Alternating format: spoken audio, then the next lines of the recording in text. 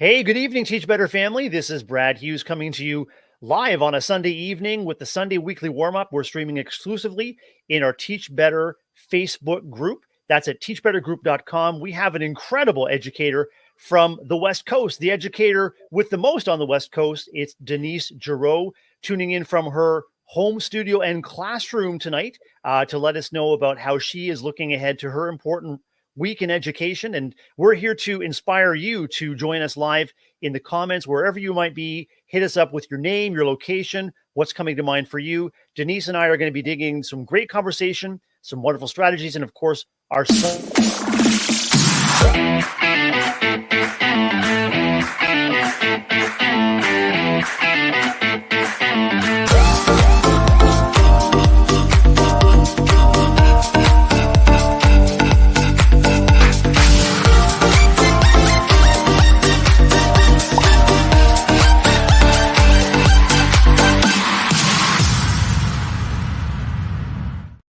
Hey everyone, we are live. We are with the Sunday Weekly Warm-Up, streaming exclusively in the Teach Better Facebook group, private Facebook group, very, very exclusive Facebook group, about 7,700 members strong. And we're looking forward to having you join us live here in the comments and get to know our guest tonight, Denise Gerrow. Ray Heward is off tonight. Ray's feeling under the weather. Ray, I hope that you are cuddled up under a very cozy blanket.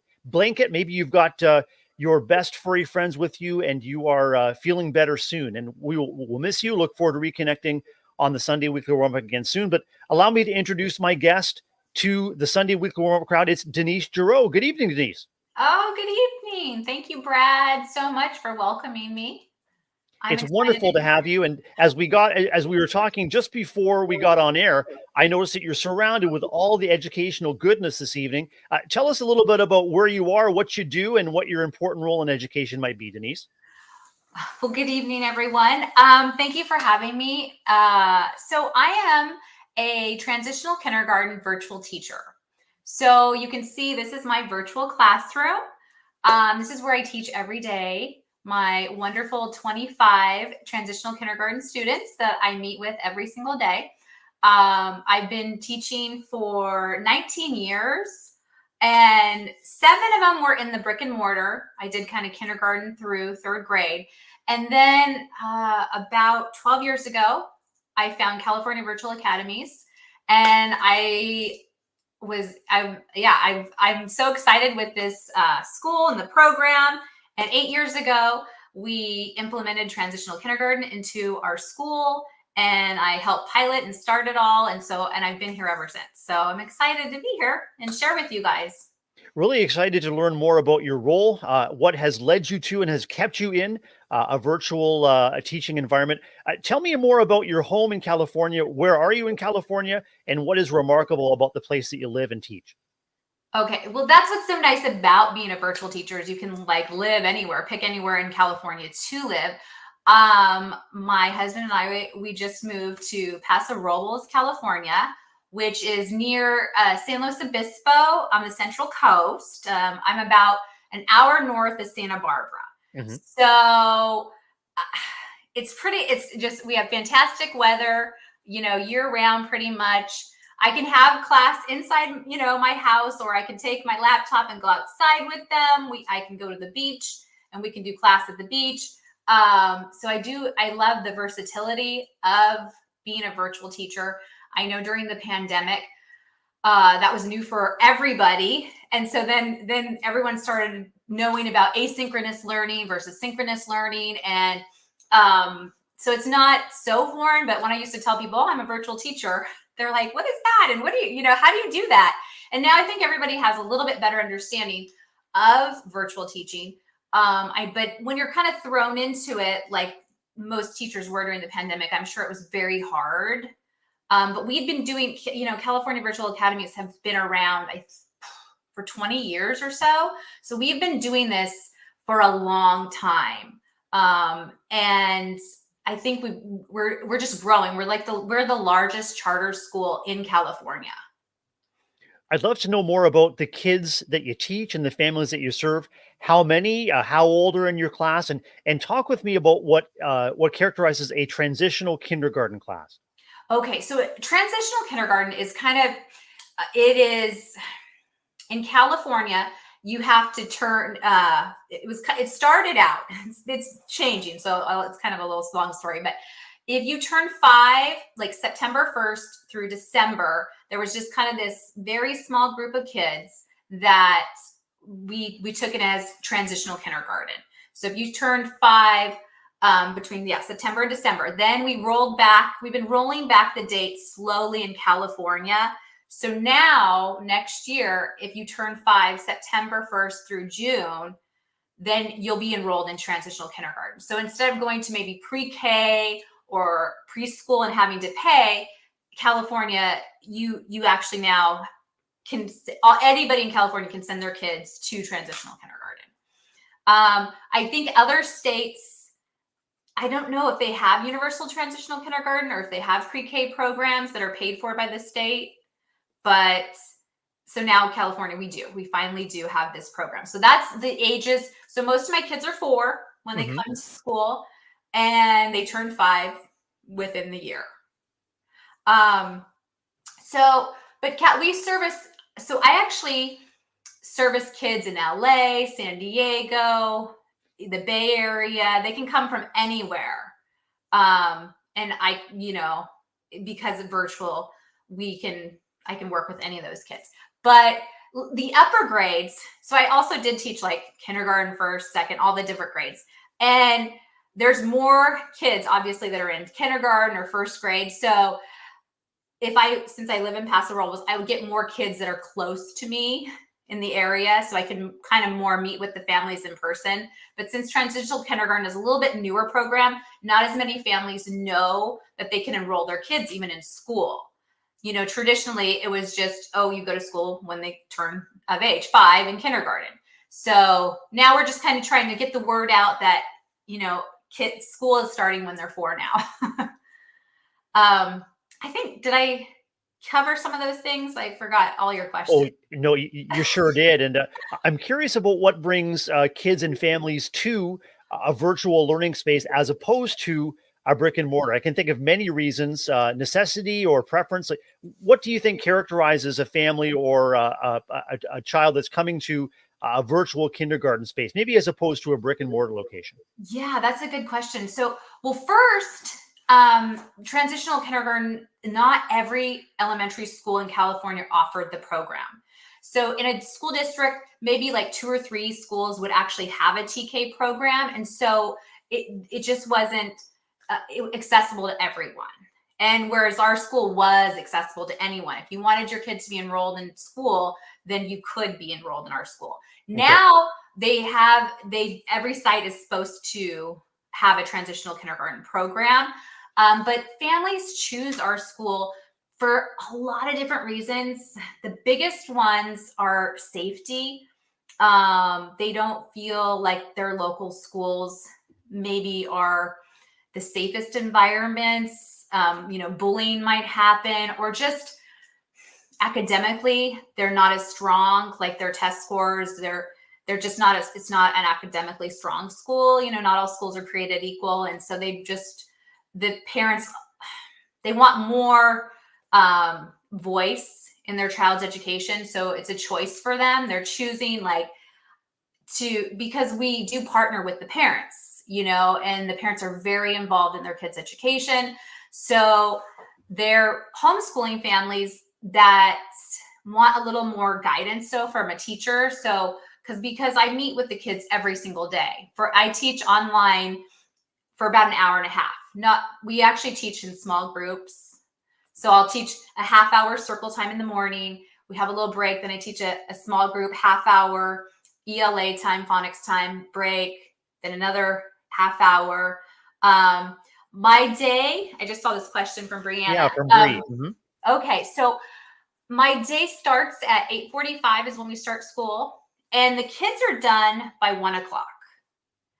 But they don't go continually, continuous, especially being 4. So they do have breaks, and that's why I teach in small groups. So I have a whole group circle time of 25 kids in the morning. We work on social emotional learning. We work on calendar, singing, just all that you would do in brick and mortar. They're all just here in like a Zoom kind of room. We call it Gerrow. It's a different platform, but it's very similar to maybe Zoom that people would think. Except there's a lot of tools that the kids can use, online tools. If they're on tablets, the school actually provides. So that's the other thing with our school is we provide all the curriculum for the parents. We provide a computer, a printer, and me. So the parents have this resource of they don't have to guess what to do every day. They have an online program from our online school of what to do. They have a daily plan and a weekly plan, so they get to see. So they do have some online school learning, and then they have learning with me one-on-one, not one-on-one, but small group. Sometimes one-on-one if I'm doing a little reteaching session. But I see the families every day. But basically the kids, the latest class is till 1. So when you sign into your classroom each morning, you are greeting your kids and perhaps their parents or caregivers as they pop onto your screen, and that's when you begin the circle time. Basically, yes. So we sing our good morning songs, and I can play YouTube videos just like you would if it was a smart board in the classroom. You can play your songs. We get up and I dance with them, and we just, we have a good time. We share, we work on our language skills, are taking turns. It's very much like a brick and mortar classroom, except it's just a virtual online. They get into their partner groups. They can do think, pair, share really quickly, and we have breakout rooms real quick. They can go to, then come back. So they have that socialization too. It's a community. So they know their friends. They say good morning to me and all their friends. It's really fun. It's at first it was, you're thinking, how is this going to work? But it really has. I've been doing it for 8 years now with them. Yeah. So I've got it kind of dialed in. I send home packets for them, like just so they know, okay, bring your phonics book to class, bring this. We're going to work on fine motor skills, or we're going to do some cutting. We're going to make a puppet. We're going to do just all these fun things with them. But they love it. They love being with their friends. They call each other friends, hi friends, or, they'll call each other obviously by name, but they make those connections that you would in like a classroom setting.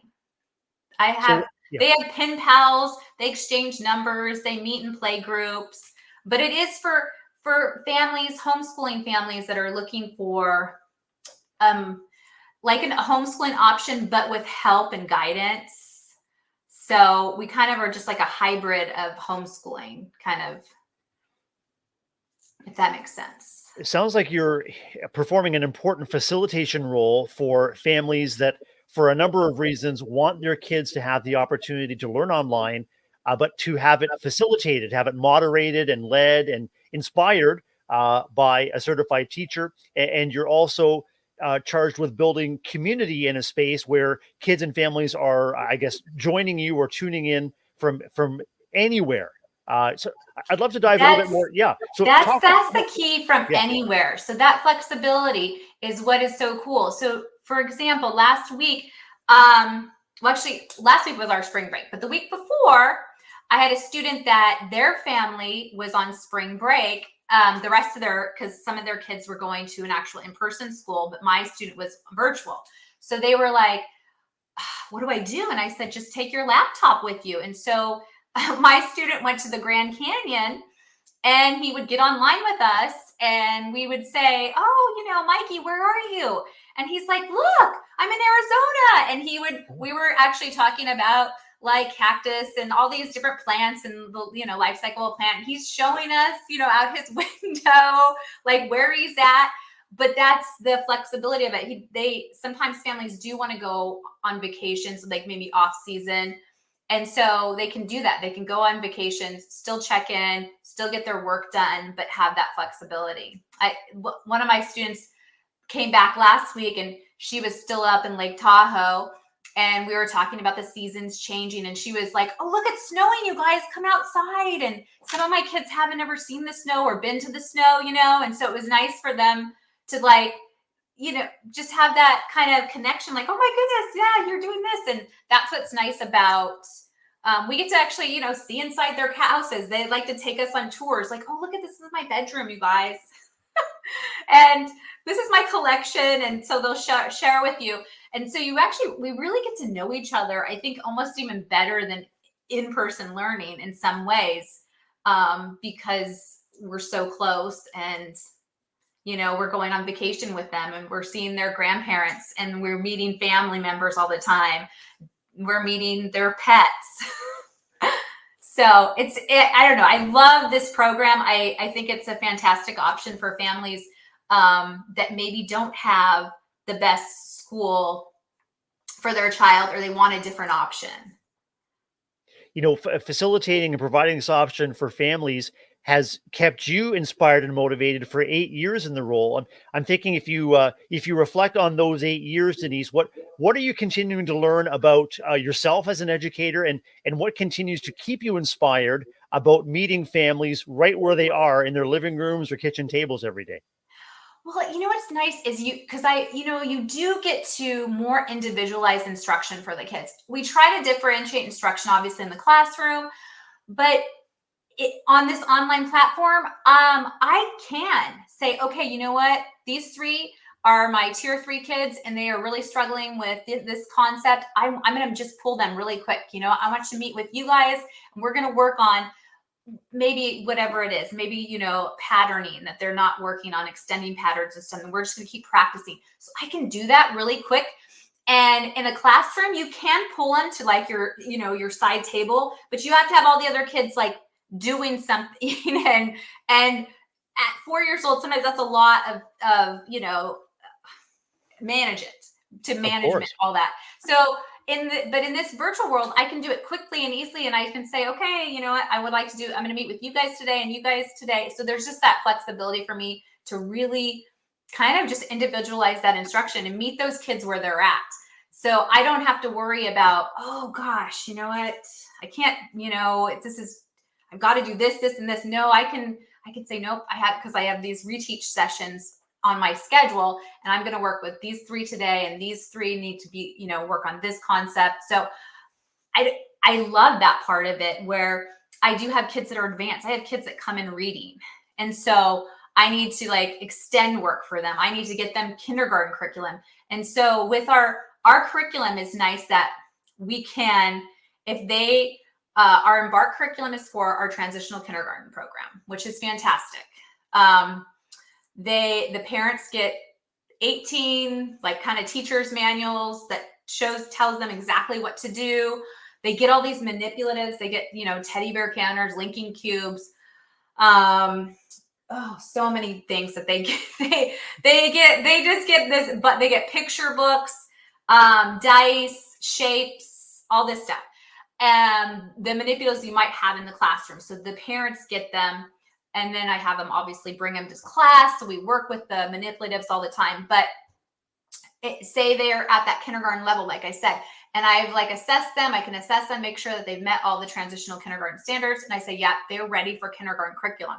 So then I just order the kindergarten curriculum for them. And now they're able to do kindergarten curriculum work, but yet still be with their grade level peers.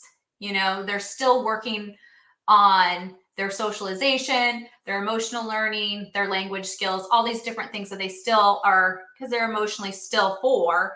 They're not really ready to go to kindergarten or even first grade. I've had some really smart kids that are ready for first grade curriculum. So they've gotten that. But again, they're still working on impulse control and raising their hand and all those little things. So I do think that we can really individualize things a little bit better in this environment. And I personally, so I like that flexibility for myself too. Mm-hmm. Denise, we're going to take a quick break. And when we come back, I'd love to dive in to some strategies that maybe you have gleaned in your years as an educator, thinking about your role, both as a virtual teacher, but also as a brick and mortar teacher, around connection, communication, and community. We'll be right back. Okay.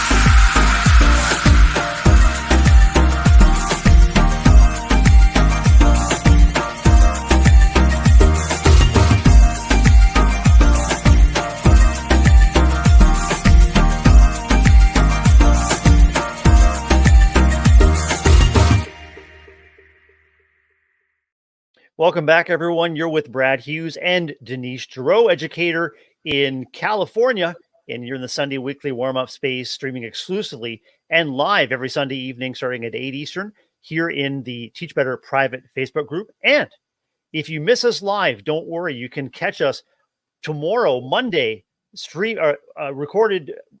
I'm going to back up, Denise. Take 2 steps back. Our recording is going to be shared out to all of our socials, and it's also going to magically become part of our YouTube channel, as well as an episode of Teach Better Talk podcast. Denise Gerrow is a virtual educator in a transitional kindergarten classroom and program in California. And we've been talking, Denise, about what has kept you joyful, enlightened in this virtual learning space after a transition from a brick and mortar space. And what I'd love to dive into as we talk about some Sunday strategies is, I think what you're talking about exemplifies your commitment to communication, to building community, and to really helping parents, kids, and educators work together to create a thriving community. I wonder if you reflect on your learning, or if you had some takeaways, whether you're speaking to educators in a virtual space or in a brick and mortar space. What would you say you are learning, or what would you challenge our community to be thinking about in terms of building those connections with kids and families? Well, that's the key right there, is that connection with the families and the kids. But, and that you have, I guess, for me, having the connection with the families and the commitment that they are invested in their child's education. That's what I love about the virtual environment or the school, because these families are so invested in their child's education. They want to partner with us. I feel like we're part of this triangle, and we're just like, every piece is important. The kids, the parents, us. We have to come together as a community. So I really, we stress like community, working together, connecting. That's all kind of TK is the social emotional learning. We talk about our feelings. How does that make us feel? How to identify different feelings. But at the end of the day, you have to have that community, that love, because that's my whole role really, is having the kids love learning and love coming to school every day and having that joy. They bring me so much joy too. If you've ever taught the littles, kindergarten, TK, they just come in so enthusiastic every single morning, 8:45. I might be like a little groggy, but my little Violet is like, hello, good morning. And then you're just like, it just warms your heart. And you're like, hi, Violet, thank you so much for being so enthusiastic and spreading your joy. And then that just is contagious, and it spreads the joy to everybody. So I think that is really important, is to remember just like that, why we go into teaching is for the kids, and just for that same joy, for them to love learning, just like, because I learn from them too every day. And I make sure to tell them, like, wow, I learned something from you. Wow, that was really interesting, because they like to show you that, oh, I can help you too, miss, And so anyways, I think that's really important, that you make those connections with those families. We get to know each other and ask the kids about their families, and let them know that they matter. They are a part of our class. And that's what is nice about our program, is the families are a part of our class, literally. Sometimes the moms and dads are sitting right next to their child, and and so they're there to help their kids and throughout the whole process. So I'm excited about that. I think I kind of lost track of the question. That's perfectly okay. No, it makes me think of when we were necessarily shifting to online or virtual classrooms as a result of the pandemic. A lot of educators and schools really struggled, because the normal interactions that you'd have face to face in sort of a brick and mortar, a traditional classroom scenario, were moderated. I called it kind of a static between you and the screen and someone at a distance. And so I'm wondering if has there been a transition for you as an educator who's been more and more comfortable in this space? finding ways to, I guess, counter that or counter any barriers there might be to really building, I guess, loving and intimate connections, even though they're moderated by a screen? Yeah. So, I mean, that's the thing, I think because technology has changed so much. We have FaceTime. We have these, interactions. The kids are used to this. This is not for them. This is nothing that they don't think this is not normal. They talk to people on the phone and they see them and they know, like, so I don't, it is weird that you would, because it is kind of a barrier, but since I've been doing this for so long, Yeah. I'm like, how does my teacher feel about me? And then they're like, I'm as special can be. Why? Because my teacher believes in me, give me a hug. And so we Yeah. give each other hugs and they will describe their hug. Mrs. Gerrow, I'm giving you, a hug that's, times infinity. Can you feel it? It's a squeezy one. And I'm like, yes. Oh, I can feel it. And so while we're not physically hugging each other, we really are. We're like giving a virtual hug, but I can see them hugging. They can see me. I'm saying, I love you. And they're like, I love you too. And so so there is kind of a, obviously I can't touch them. And if they're hurt, but we can say, oh, what happened? Mm-hmm. And we can talk about it. They'll tell me when they fall off their scooter or their bike. And just like you are in the classroom, they'll tell you. So there is distance, but we kind of overcome that because I feel like in a way I'm talking to them and being with them almost more than if I was in a school setting.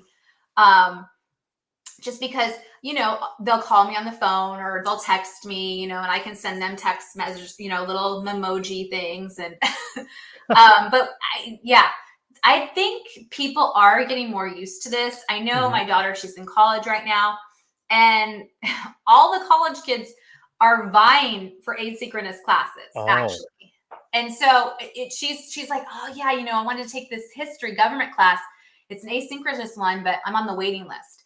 So to get into, in-person classes, she could get in, but the asynchronous ones are actually like sought after because the college kids do like that flexibility and they're starting to get used to it. So I think it is becoming more of the norm, especially like in the collegiate level. But I think even the district where I used to live up in Sacramento area, they offered and they always had offered like a hybrid 2 days in person, 3 days online.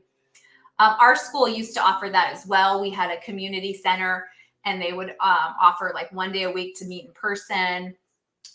So that, I do like those hybrid because there is, something with that physical connection that's nice. But I think virtually, you can still have those close relationships. I've had a lot of my colleagues, we've never met in person, but since we talk so much, we had Teams once a week. I feel like I know them, we text each other, we're friends, we call each other. So I do feel like we can still make just as good of a connection as if we were in person. I really feel that too, because all my fellow Teach Better team members, I've been able to interact with them in person one time and one time only. We're always interacting online behind the scenes in our base camp system or here online, face-to-face podcasting. So I feel that I know them just like family, like close friends and family. And I can't imagine that it may be any different for you or colleagues or the community that you serve.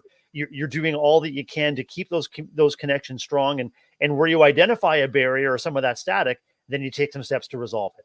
Oh, absolutely. Like, I mean, I'm friends with families 8 years ago when that first started the program with me still, and we're still friends. I still get text messages, happy first day of school and all those fun things. So you do make these connections with the families. I feel like I'm even closer because, you make the connections with the children, but not so much maybe the parents. But now I know the parents. I know, like if maybe the parents are having health issues, I actually, know that they'll let me know exactly what's happening. So we have these closer connections. And I still am very close with so many families, just because I feel like they're just more comfortable. They see me every single day. So they really get to know know, me, my personality. They know my daughter. They know my dog. Denise, there are so many important ways that educators can contribute to the lives of kids and families. And it sounds to me like you found your niche in the TK program online. Do you think you'd contemplate making a switch back to a brick and mortar school? Or do you think this is something that you want to continue to grow into? I know I've thought about that a lot. And I don't think I really would go back. I don't. I really love this so much Yeah, and I've, kind of developed my program over years and years. And I'm just like I love it. I do miss, sometimes in person getting those like in person hugs from the little ones, or just seeing all the kids and socially maybe. But I I don't know. I don't think I would. I enjoy this so much that I don't know. I don't miss the behavior issues. I don't have that as much, in a virtual setting as what I've heard. Like some of my old colleagues from brick and mortars, like tell me, behaviors are, a little bit more challenging right now. That's what I've sure. heard. I haven't been in the classroom for I think the last time I subbed, because I took time off to be a stay-at-home mom, but then I went back and started subbing, and then they offered me an in-person position there, and I just was like, I don't know if I'm ready. And then I got this position. This is just it really supports my family and my lifestyle, so I don't think I would go back. Well, and at a time when so much continues to be asked of each and every educator, you found a setting and you found a way to contribute and connect in a way that lights you up. I can tell how passionate and how excited you are about the opportunity to see your kids online every day, and you're making it happen in a way that works for you and your family as well.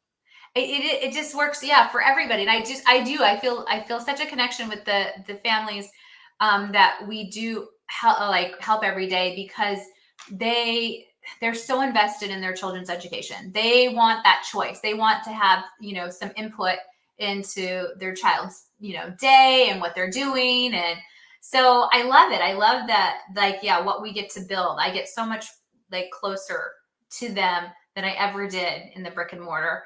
But I did, a lot of times I worked in lower socioeconomic, where both families were working, or I have worked in migrant districts where the parents were in the field working. And so this is just a completely different kind of, I guess, population that I'm working with now. Strong kids, connected families and communities. Denise, you've got it going on there. We're going to take a quick break. We're going to be right back with our Sunday Spark, a story to spark your enthusiasm and your joy in education. We'll be right back.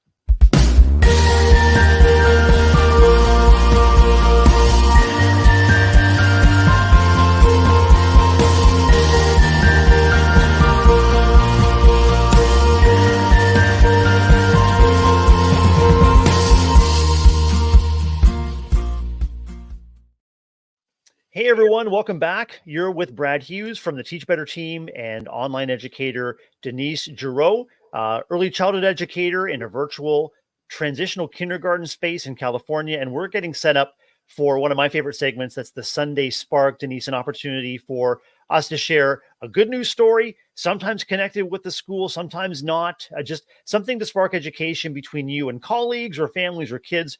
Maybe it's a bell ringer or something you invite into your morning circle. And this is a story about a school actually doing fundraising, or a fundraising with a twist, Denise, serving instead of selling. So this is a school in Ohio coming to us from Sunny Skies with a Z, sunnyskies.com.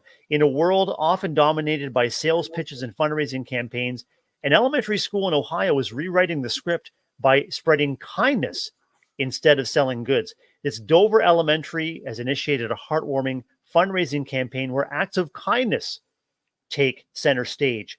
So as an alternative to cookie dough or gift wrap sales, students are encouraged to engage in planned and spontaneous acts of kindness, both within the school grounds and beyond, within the school community and at home and outside in the community as well. A fifth grader lets us know that they help around the school by doing random acts of kindness, like giving out morning greetings and cards sometimes, being kind to everybody in the school, and helping people whenever they need it. And staff member remarks that many of the kids just light up when people are calling out their kindness and noticing them for being kind. They feel that they're on the verge of significant change in their community as a result of calling kids to do acts of kindness. Denise, acts of kindness are something that are much needed in our world and our communities today. And I'm wondering if that brings up any spark for you about a recent conversation you may have had with a child or a family that you serve. Oh, I love that story. I love that story.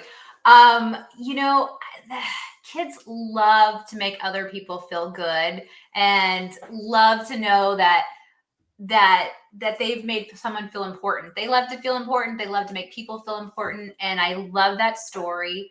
I'm so glad that is coming more on the forethought of that people will see the value in that. I know at my daughter's school, they did like a kindness, like a rock garden where they painted rocks and then they spread them around the school to cheer people up and then spread them around the neighborhoods.